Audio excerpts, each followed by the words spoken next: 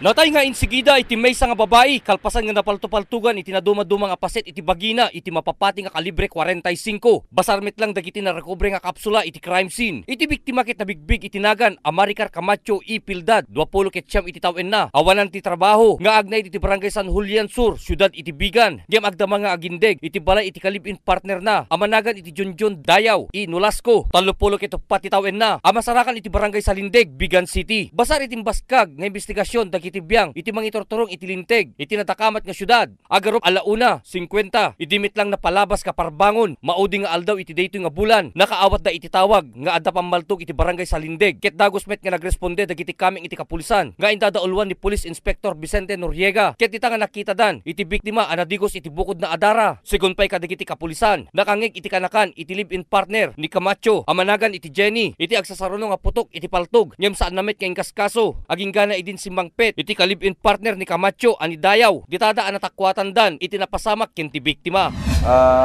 Dati na-receive nga tawag dito ko station me nagabukin ni Konsyal Benson allegedly nga dati pinaltugan da ket napandagi ko tayo jay kapulisan ket nakita damit ken nga daging nga napaltugan ni Amaricar Camacho di mismo nga balay da jay anti kubo-kubo ni kunti family house da.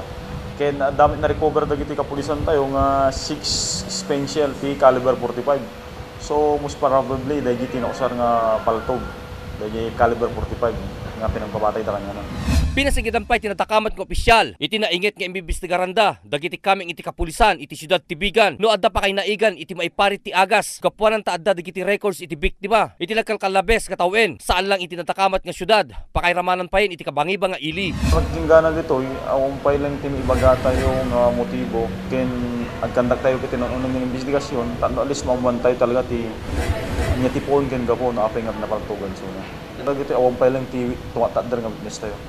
Amaricar di na lang maidiretso nga ibaga. No nyaman daygi nga kaya nang ibaga ket adda nga naalan ni Junjun kasi adda ko kumakayat kung ibaga kanyam ngem anna nga intuloy. Kasla dayi naglabas nga aldaw. Ngayon gana napasama dito yun.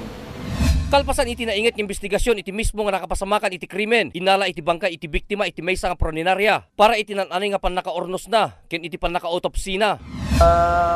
Babalin nga kitain tayo dahil nga may sa anggulo, i-validate tayo dahil nga informasyon. Ngayon, lang nga dahil nga anggulo ti mesa nga tayo, kitain tayo aming nga banag, at least magkaroon tayo iti conclusion na niya talaga ti motibo da.